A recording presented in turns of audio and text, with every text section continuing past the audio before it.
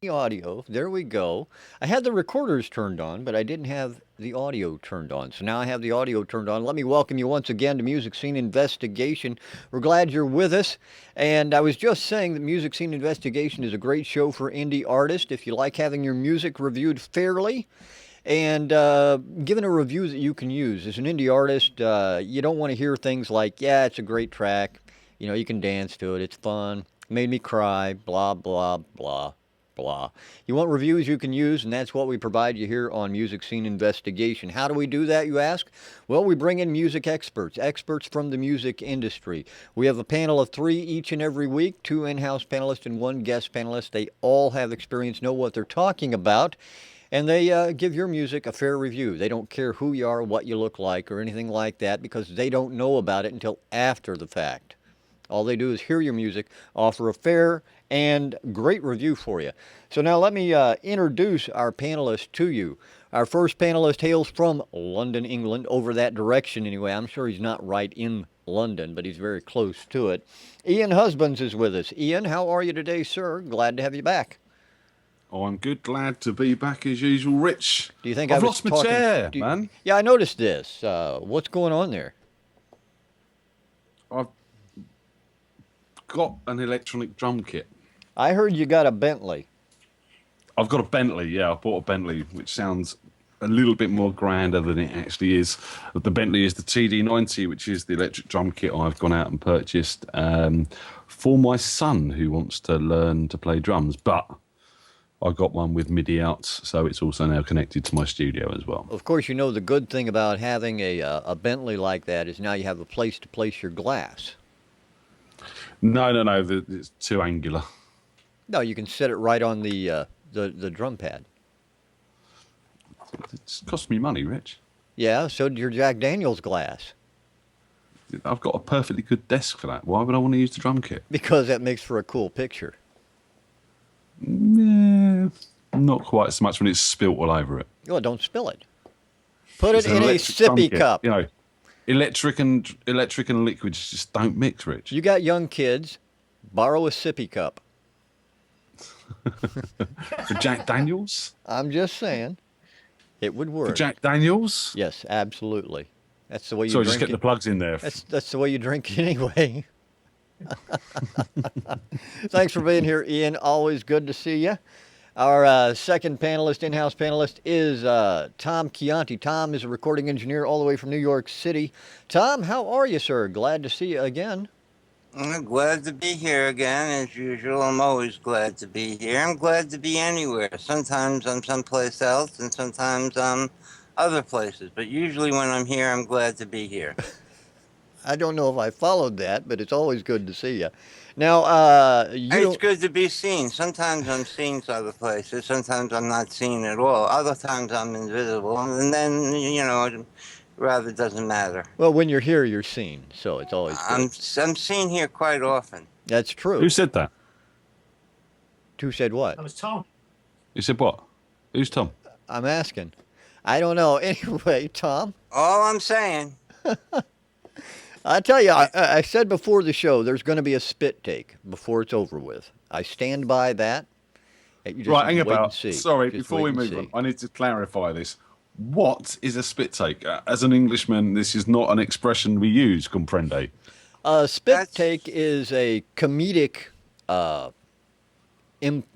device that's employed when something funny is said and you're caught unawares of it until you are taking a drink of water or whatever. Oh, you spit it out. And yeah, you expel the water in a spitting manner.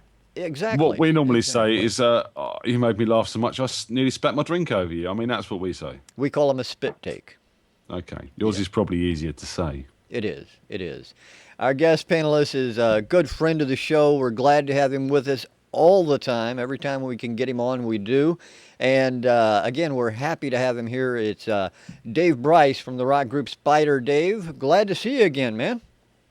Thanks for having me back again. Well, I tell you, I think you just ought to come to Alabama. You can take my chair and give me a week off. Well, why not me that many times? I might as well be on the panelist. Yeah, there you go. Now you know what we do at Dave, the. Dave, you are one of the Yes, panelists today. of course I am. Yeah, yeah. I was a guest. I was a guest 2 weeks ago. Now I'm a panelist. You know, So we do have an extra Skype, system that we have sitting around here. It might be possible, as long as we have the bandwidth, it might be indeed possible to expand and, put another in-house panelist here up. We'll have to talk it over with the guys, see if we I can don't twist their mind. arms. I don't mind. Now, I can be bought. Yeah, I mean, it's all about the money. all right, well, we'll talk to him. We'll talk to him after the show. So, Yeah, Dave, yeah. since you were on last week, I know you had the rehearsals you were doing, and did you do that one? You did have a gig, I think you did. We did the gig at the Royal Oak in Hampton, and what a fantastic gig it was. So tell me all about it. I want to hear about everything. I well, it That was a pub gig, and there's a fair few people there, and I did my usual dancing around, jumping around, and because when you get a good audience, you get that feedback off the audience, and everything was going well. We were tongue tied. We were well rehearsed, and it just really, really went well. So I'm now, looking forward to the next one. now when is the next one? The next one is the 4th of May at the Rising Sun Okay, so everybody can get to the Rising Sun, see you, and in Slough. In Slough. in Should be right. Slough. Now, Yes. you say that as a joke. Now, why are you laughing about that? Well, it's my local jam night. Ian runs the jam night, and I try and get there as much as I can. I'm going to be hopefully going to be there this week, and I'm going to do a couple of acoustic numbers. Now, do you have now? I've always wondered about this since you go down to this jam night that Ian puts on. Do you have to run what you're going to do by him before you can get up and do it, or can you surprise him with stuff? No, Ian knows what I do. I usually do a couple of Spider songs, 2, 3, maybe 4 Spider songs, and the only reason I do the Spider stuff is it's my chance to promote the songs, and I enjoy playing the Spider stuff as well. But I always want to learn different songs. It's very difficult because the drumming is it's all some of it's offbeat, some of it's all little bits in Spider songs, little run ups, and not many drummers know them. Now, Our drummer knows them.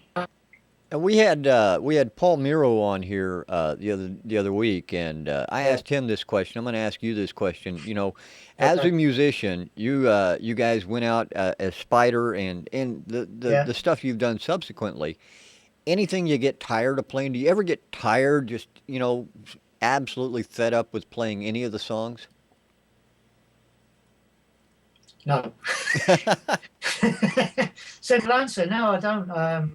I enjoy the songs. I'd like to play more Spider, but it's very difficult with me not being the singer. I've through the years learned the songs that I've done down a jam night, but I always have to admire singers because they continually learn songs through their life, and they find it very easy. For me, it's quite difficult. If I'd have known what I know now, then then I would have concentrated on learning all the Spider songs so that I could just rattle them off. But it is very difficult to learn songs here.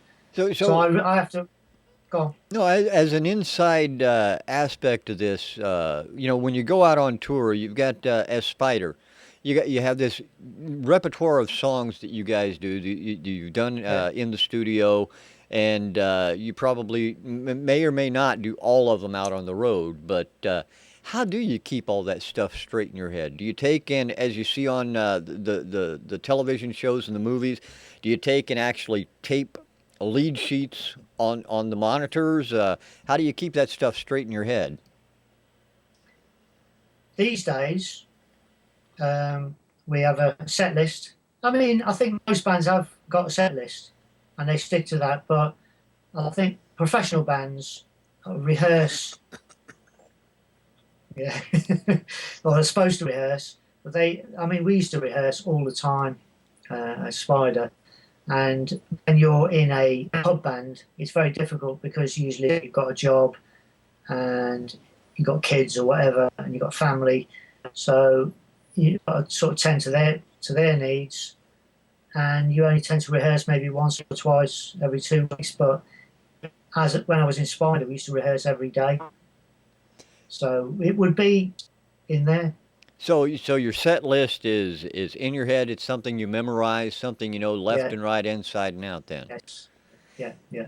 Okay. Now from Spider, you told me we could talk about this today, and I want to touch on it just a little bit. You said you had some information regarding royalties you wanted to share with us. So we know that for most people, royalties is a very complicated, convoluted subject. So what do you got for us on this?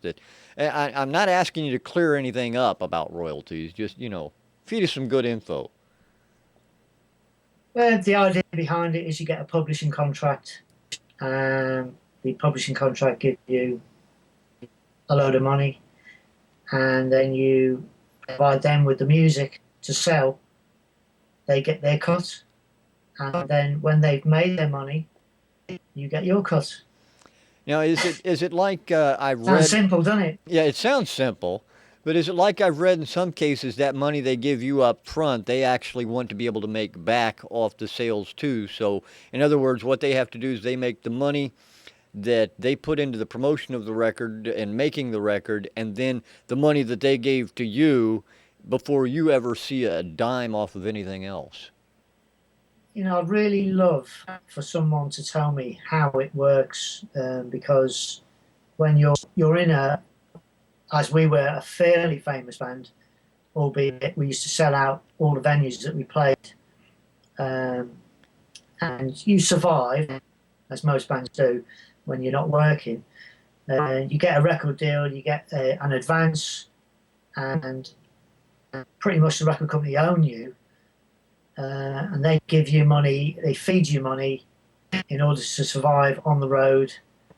And then they say, okay, go in the studio, do an album and release it. And we didn't sell that many. I couldn't even tell you how many we sold.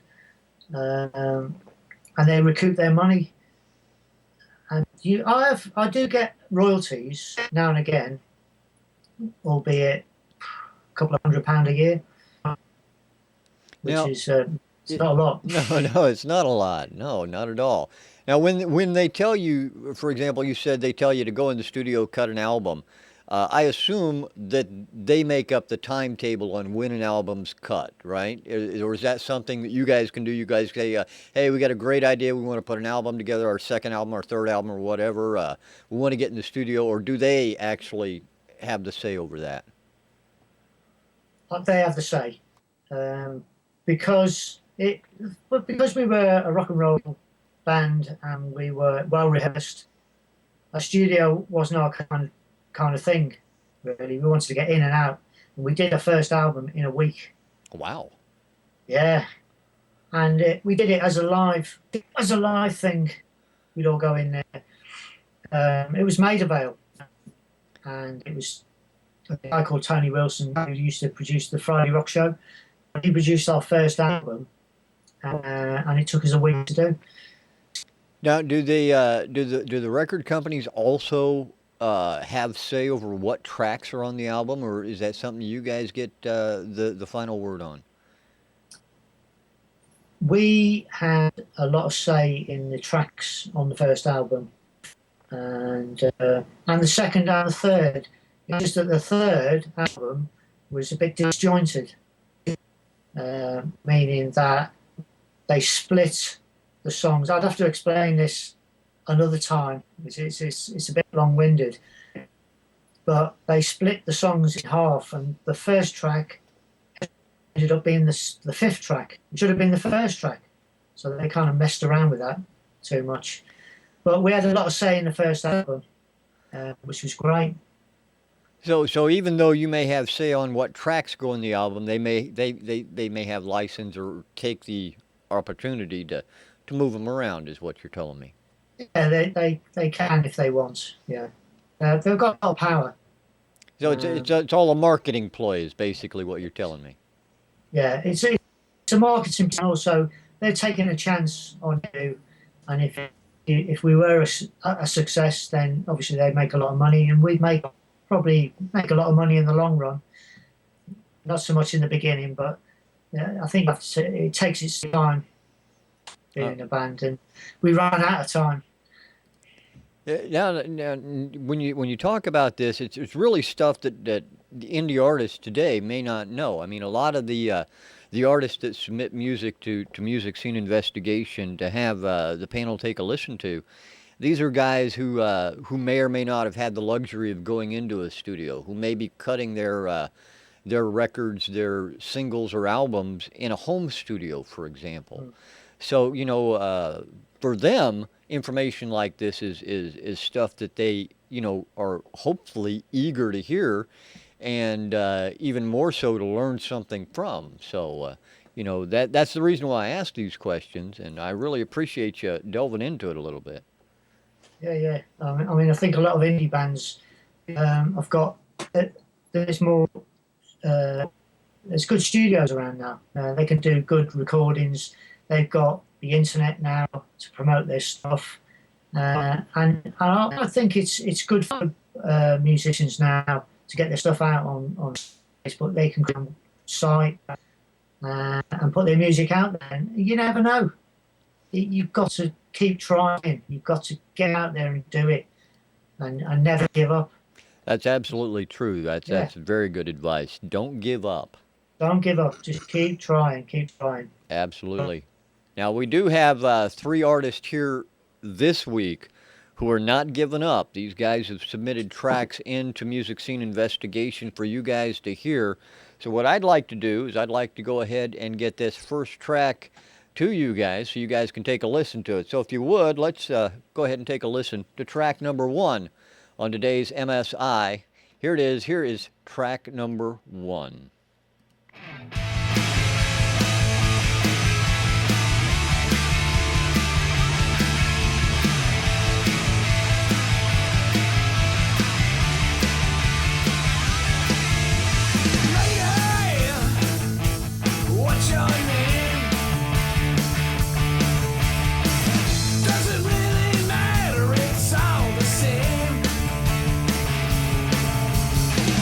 What you do about nothing?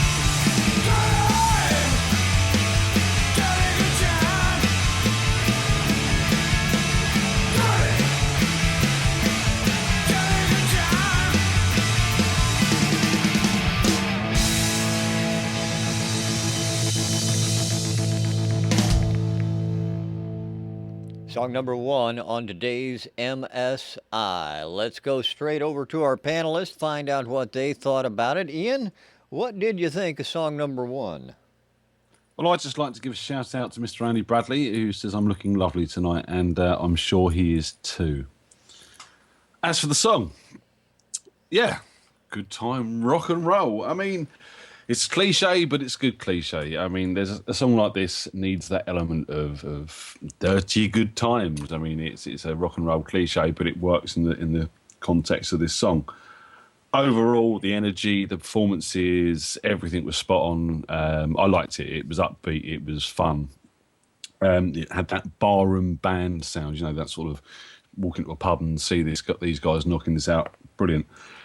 It had that sort of classic sort of Motley Crue choir boys feel to it, but it also had a bit of sort of Sum 41 and Blink 182, that sort of American punk thing going on as well, which is quite nice.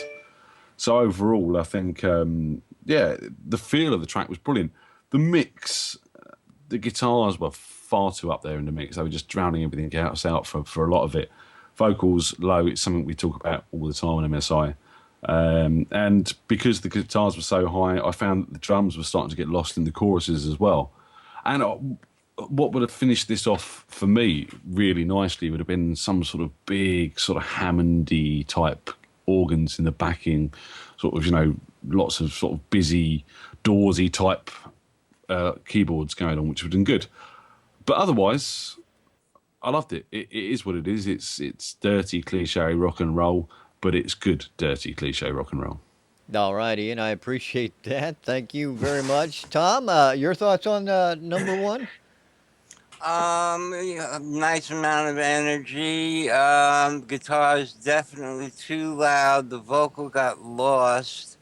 I'm trying to decide whether I liked or the effect on the vocal or not, but it definitely went with the vibe of the track. It's just that I kept losing what he was saying, and yeah, the drums got lost, and the bass was there, I suppose, but the main problem a lot of people forget is that when you're writing a song, unless it's an instrumental, the vocal has to be the main focus of a song and draw people in, and that's what they have to hear and not be bothered by all the other instruments. They're there to support.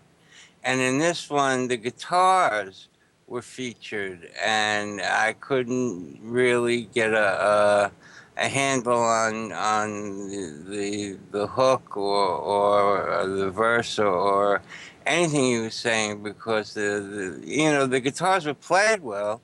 The band plays good. I think it's just, the old joke, it was mixed by the guitar player, because they're way, way too prominent. And the vocal was playing peekaboo, hide and seek, and along with the drums.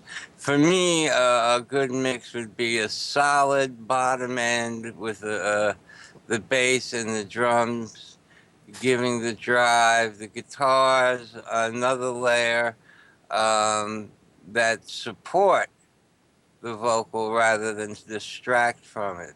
So I like the energy, but it's balanced badly. All right, Tom, I appreciate that. Thank you. Now, Dave, your thoughts on this one, number 1? I'm actually going to disagree with Tom and Ian on this. I thought the mix was spot on. Guitarist. Okay. Well, no. He did the mix. The mix was spot on. I'll tell you why. I listened. I'll give this a good listen, because this is my kind of music.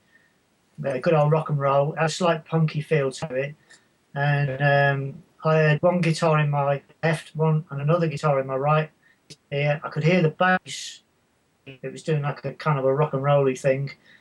I could hear it as clear as anything, and the vocals were great. They were up there. So I like this. I think the mix was Spot on. Spot on. All right. Spot Thank you on. very much, Dave. I appreciate that. So, Tom, now you mentioned the cliche. He what mixes it is what you're going to hear most in it. That's And we that's just proved that point. that's what I was going to ask you. I was going to ask you whether or not you Ian, also thought that this might be the case. It I may think or may not. Ian? I think a lot of people drive to get a high energy guitar sound, and it's not always that easy to do. And I think Tom's suggestion of more layering on the guitars would thicken that guitar sound up without it having to be so loud in the mix, if that makes sense. You can thicken it up and make it bigger, but without making it so prominent.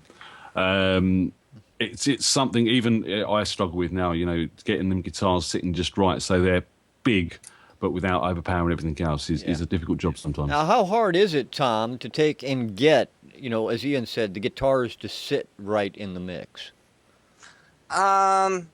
Depending upon how they're recorded and the sound you like. Sometimes people work so hard to get a good sound that it's the last thing that they do. So they're focused on that, and that's why I mentioned focus. That's why the last thing that always goes up in my mixes is the vocal, so I know it's going to be the loudest thing in the mix because that's where my focus was the last time. The guitar sounds were good, and I like the different guitars in each ear and such, but they were just not set right volume-wise and EQ-wise. It's a combination of compression, EQ, and subtle effects of some type, whether it be a chorus, a little slap echo, or something handmade purposely for the guitars. Right. Like a little harmonizer or something. They need to be there, and like Ian said, you can really get a really big guitar sound, and yet, it's sort of like the guitar should be like a bunch of bulls getting ready to stampede, where you can feel the power, but you don't hear the stampede yet coming. You don't actually get to But see him knock over the stuff in the china shop. yeah, because then all hell breaks loose. Right. Now, Dave, you having been in the studio, did you ever get into situations where, the guys in the band are trying to tell the engineer at the board, you got to bring this up, you got to take that up, you got to move that down, move this forward, are those the kind of things that happen? They are, yeah, because you want to get the sound that you get live transferred into the studio.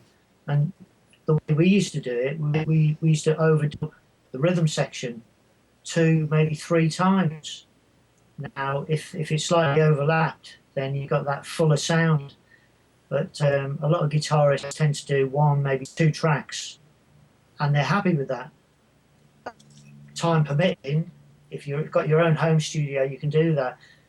But we went into a studio, a proper studio with a big desk and a producer and all that kind of thing, and we would have our own input as well, which is really, you need that as a band. But then again, sometimes on occasion they will take over and they'll do it for you. Yeah. But you have to interfere. You have to get stuck in. Yeah, and who you interfere? Yeah, who Sorry, that's the wrong word. No. Who usually is the loudest in the studio when it comes to getting their way? Is it the guy who wrote the song, the guy who wrote the music, or is it the guitarist? The drummer. I think it's a combination. But if you're quiet, I say don't be quiet. Get stuck in there and give your opinion. If you're not happy with anything, then say so, because that is going to be a song that's going to go out on record, and if you're not happy about it, you're going to have to live with it. So give your opinion. All right, but Change. that makes perfect sense. Yeah. All right. Okay. Thanks, guys. Let me introduce that song to everybody. Song number one was from Johnny Zapp. Johnny Zapp with "Dirty Good Time," of course, the name of the track. So there you have track number one. Before we go to track number two, I want to remind everybody out in the listening audience. A little problem with the chat server today over at Justin TV, who provides our broadcast facilities, and they're revamping things over there. So they have a little problem with it. It's taken forever to get in, and once you do get in, chances are you're going to get knocked right back out. So hey, sit back and enjoy some music. That's all I got to tell you. Just enjoy it while you can. Ready for number two, guys? Oh yeah. All right. Number two. Let's go ahead and do take a it. listen to track number two on today's MSI.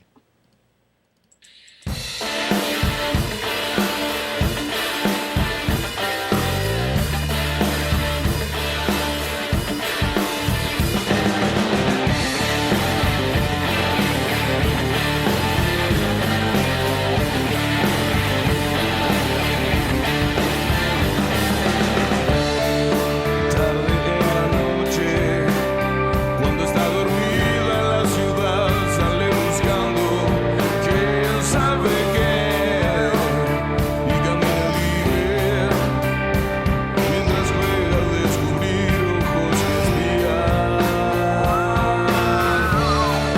Desde las ventanas rechinan persianas que patea el viento al soplar. Sombras que parecen vivas, te vas riendo sola para asustar. Cierra los ojos y desaparece el amanecer. Otro animal de ciudad quedó amanecido y se trata de esconder. Se trata de esconder.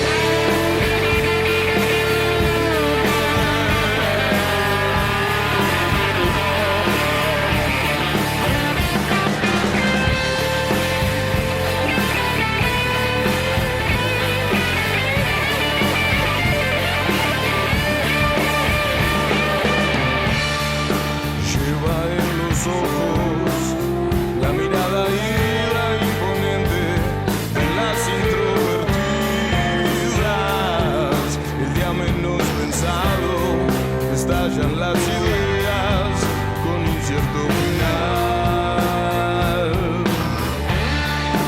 No encuentro el remanso que sugiere mostrarme por dentro tus ojos al atardecer, que se irán desquiciando si no cruzas la noche hasta el amanecer.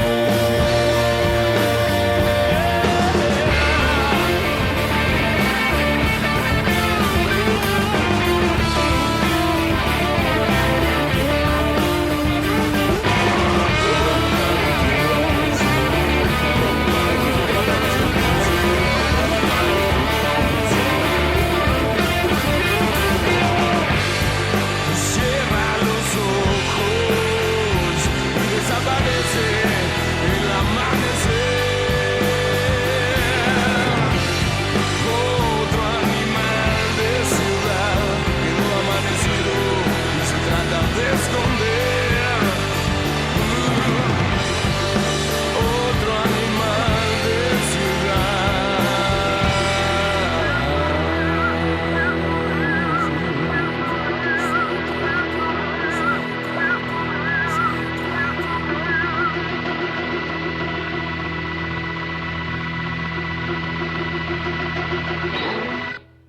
Song number two on today's MSI. There you have it. Let's go to Tom, find out what he thought about it. Tom, what do you think of number two?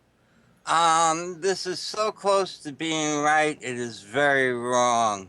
I mean, I could hear the drums, the bass, and the guitar clearly. It took me 12 bars before I realized the gentleman was singing in a different language because he was totally buried. The guitars, again, way too prominent. Nice drum sound, nice large drum sound, nice deep bass sound. But melodically, I'm guessing I liked it, but I couldn't hear all of it. And basically, that's what I'd have to go by because I don't speak the language. I think it was in French. I'm not sure. I believe it was Uh, Spanish. Spanish. Spanish. Yeah. Spanish. You see, C. it's very C. See. It was in C. Yeah, it was in C. It was in C. Yeah, it was, a very good balance between the instrumentals, but when the vocal came in, when the vocal first comes in, you expect it, and I was totally let down that it was so low in the mix. I got excited about the song, and then the vocalist came in, and it was just at the wrong level. The guitars were crowding it left and right. Poor guy probably had gasped for air.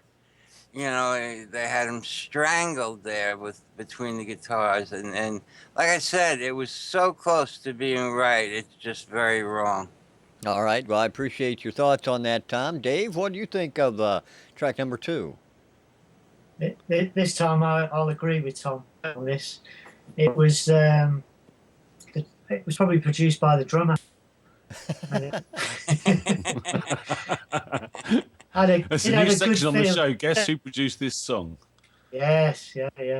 But it had a good feel to it. It was a good tune, and the drums were booming. They were fantastic. But like Tom said, you couldn't hear the vocal. It was lost. It was swamped with the guitars and the drums. But I feel if they redid this, remixed it, bring the vocals out a bit more, then they'd have a good track on their hands. Apart from that, I didn't understand it, but there you go. All right. I appreciate that, Dave. Thank you. And Ian, what did you think of track number 2? Well, first off, I think the sitar player produced it. Was there a sitar in there? Well, we must have been listening to different songs, surely. No, there wasn't. No. Wow, big drums, big guitars, big everything except for the teeny weeny vocal, which was really big. The guy was giving it large, but it just wasn't there in the mix. I mean, this, as Tom said, was so close. That drum mix is awesome. Loved it. It was just all around me. It was fantastic. The guitars were brilliant. The bass sat nicely. The track was kicking, all except that vocal. I don't understand Spanish, but I didn't need to understand the words the guy was singing to get what he was emoting, because his performance was good. And, from the point of view of it being too low in the mix, from that point of view, it didn't bother me. I could still get his melody lines. I could still get his emotion coming through. But if you're going to release this, people need to hear the words, whether they understand them or not. Bring that vocal up. And harmonies. This guy can obviously sing. Where's the backing vocals? Where's the harmonies kicking through choruses and stuff like that? That's really the only thing in the arrangement I would want to criticise. That guy can sing. He should be layering up his vocals. The track as a whole was very strong dynamically. The performances in that lead section across the board, drums, bass, guitars, were just fantastic. The groove it caught was just bobbing my head. It was kind of like a Spanish Chris Cornell or Creed type sort of track for me, and that's the sort of music I love. It should be on the radio once that vocal's in the right place and some backing vocals are down on that. It was amazingly well done, as Tom said. That it was a real shame that they stumbled at the last block. All right. I appreciate that, Ian. Thank you, gentlemen. Song number 2 is by a group called La Caldera Rock. The title of the song is Entre, Dientes, and I have no idea what that means, but there you have it. I'm looking it up now. So we appreciate the fact that La Caldera Rock sent that in to us. And, I can't say any more about that. If you are, however, looking for a bass player, a drummer, or a guitar player, don't forget to check out one of our friends over at compose.com, Kompoz.com. Those guys are there for collaborations. They're musicians from all around the world, and they want to collaborate with you. So go to compose.com today. Find out all about it and get your next mix up and off the ground.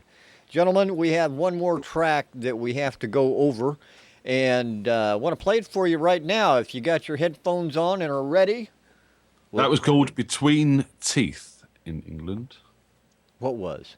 In English, that track. Entre, Dientes, Between Teeth. Okay. Well, there you have it. Just let you know. Now you know. Exactly. And you can tune into Ian's Learn Spanish channel on YouTube. So, Hola!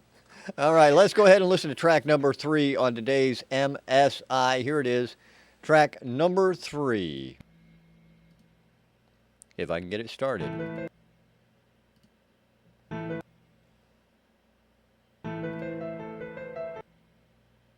I'll get it started, I promise.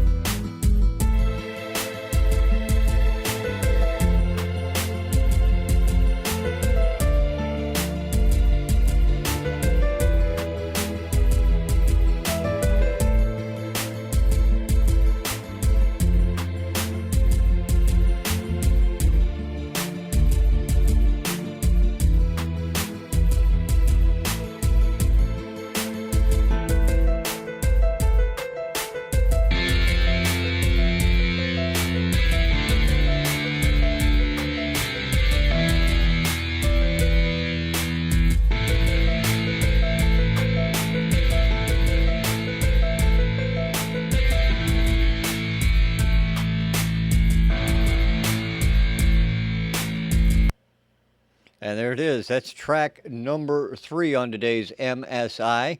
And before we go to our panelist, I want to remind you that on Tuesday night, 8 p.m. Eastern Time, it's time to tune in to Twitter Tuesday Live over at Butterflies Radio. Mark and Carol do a great job with that, bringing in indie artists to interview and showcase on a 2-hour show every Tuesday night. Twitter Tuesday Live at butterfliesradio.com. Gentlemen, let's go straight to Dave, find out what he thought about track number 3. Dave, your thoughts? Yeah, very interesting track. I like the piano at the beginning, but for me, it was a little bit disjointed. It kind of went to pieces towards the end, and then it stopped. I felt it should have been a little bit longer, and the bass drum. I mean, it was all MIDI, I know, but for me, the bass drum, it didn't kick in right. It could have been a bit louder, if anything. But a good feel to it. It's kind of a nice little tune. But towards the end, it just went to pieces. It was disjointed, and it should have been a little bit longer. So yeah, that's overall it was okay. All right, I appreciate that, Dave. Thank you. And Ian, what do you think of track number 3? Now, I know I don't like fade outs, but that's kind of taking the pee a little bit, isn't it? Really, bang! Oh, what? 2 minutes in and we're finished. What's going on? I agree with Dave, to be honest.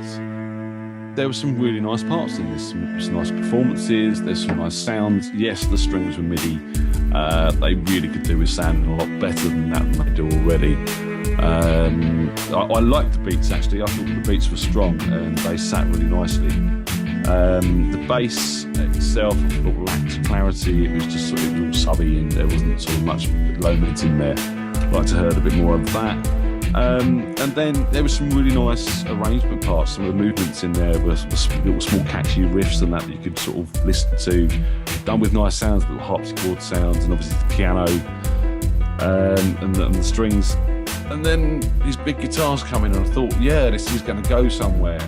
And then it finished and I didn't write anything else because it finished and I kind of felt a bit lost, really, because it had finished. And I guess this needs to take the guitars off. Get rid of the guitars; they're not necessary. Take this down to about 1:30 with a nice ending. You know, sort of break the instrumentation down gradually and sort of come to an actual ending.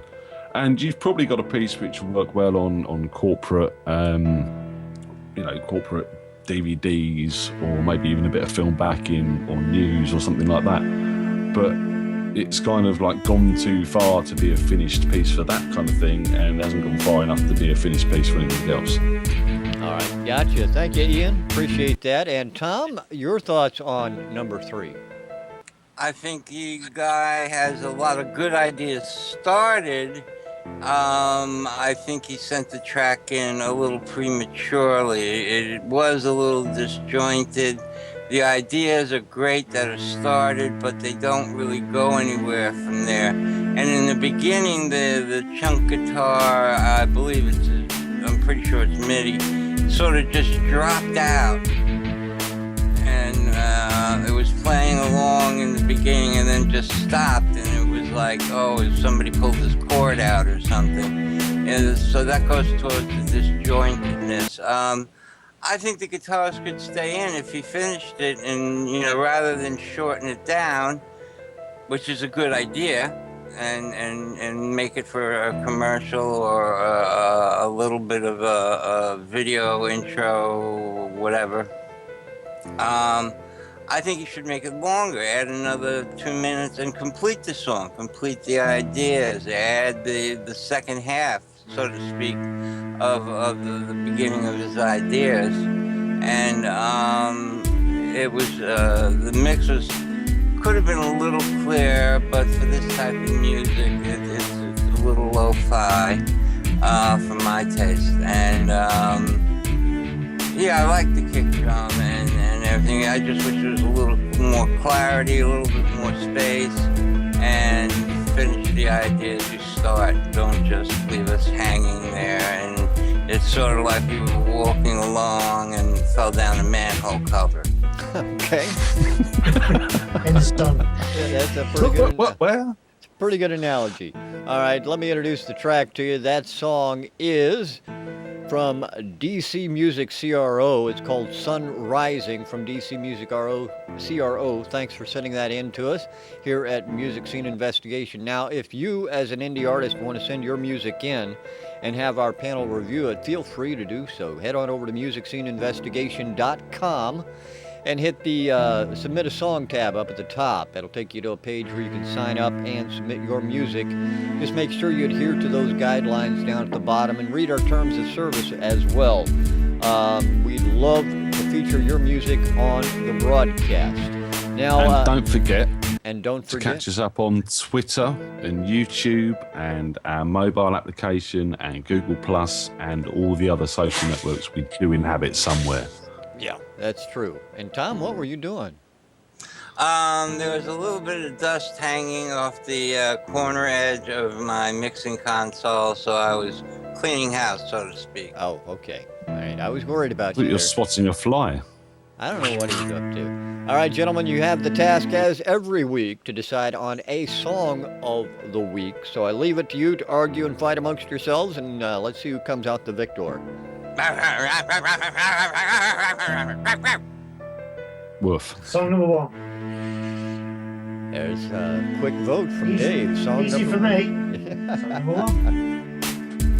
I'm gonna actually have to agree, even though song number 2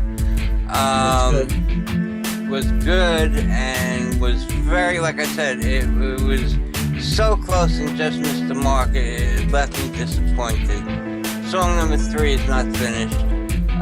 Song number 1, yeah, the guitar's a little bit loud and it's got its problems too. But it was the most coherent, and I like, raging rock and roll as well as the next to the bloke. Okay. Ian? Seeing as the guys have gone for number 1, I'm going to go for number 1. No reason to sort of rock the boat on this one, really. Rock the boat, get it? But if someone had gone for number 2, I probably would have gone with number 2. I feel it was the better produced, the better mixed, and probably the better song overall. But the guys have gone for number 1. I'm going to agree. It was a great track. It was high energy. Those guitars were far too loud, but that was one of its real only problems. So yeah, why rock the boat? Number 1. All right. Well, there you have it. It's a lesson to Ian, be buddy. learned. What's the Ian, lesson? go for song number 2. We still have enough for you. But I don't want to be outnumbered. I want to be on your side for the change.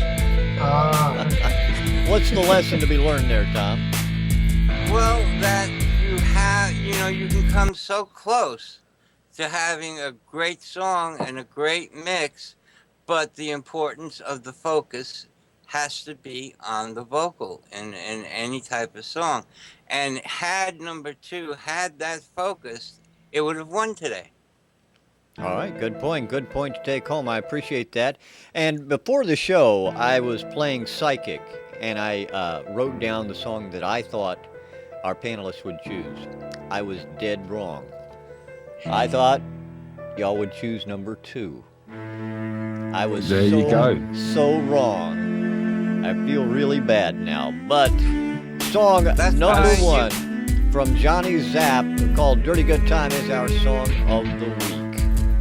As for radio, I would like to see 1 and 2 on the radio. I think number 3, the way it finishes and the fact that it's not quite there, doesn't quite fit our remit. All right, Tom, what about you as for radio?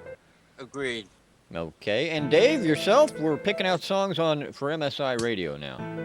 Yeah, 1 and 2. All right. Definitely. Excellent. Okay.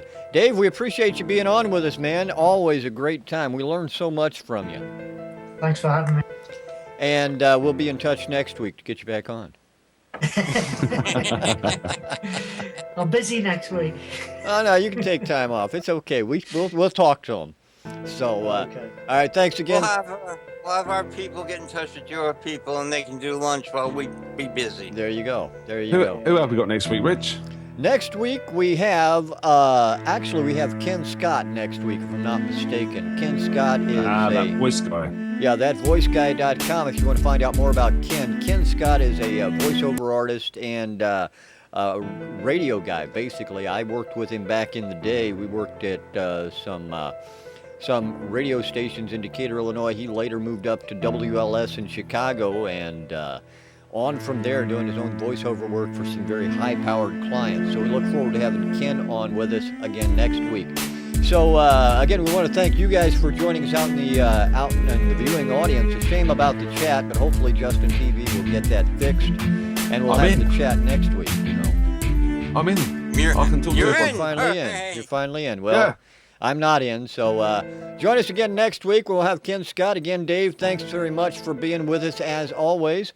And until then, we're going to play out with song number 1 from Johnny Zapp, Dirty Good Time. Hope you had it here, and we're going to have another one next week. So thanks for being here, everyone. Cheers.